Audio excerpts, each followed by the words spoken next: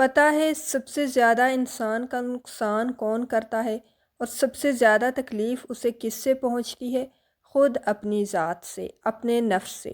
انسان کا نفس بالکل ایک پاگل گھوڑے کی طرح ہے، جس کی اگر لگام ہاتھ میں نہ رکھی گئی نا تو وہ اس کو تباہ و برباد کر دے گا، دنیا میں بھی اور آخرت میں بھی۔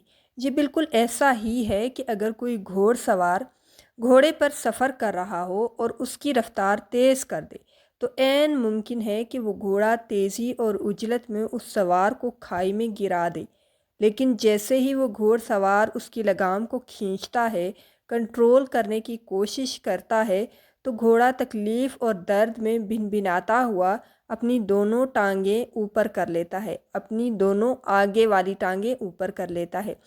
ایسے میں اس سوار کو لگتا ہے کہ اب تو وہ گیا زندگی سے، لیکن یہ چند سیکنڈ کا خوف اور شدت ہوتی ہے اور گھوڑا پھر سے نارمل ہو جاتا ہے، کیونکہ اب کی بار اسے کنٹرول کیا گیا ہے۔ اس لیے اسلام میں نفس کو کنٹرول کرنے کو جہاد اکبر کہا گیا ہے۔ زندگی میں تیزی اور عجلت اور بے صبری انسان کو اندھا کر دیتی ہے اور تاریکی میں وہ کسی مصیبت میں جا کر پھنس جاتا ہے۔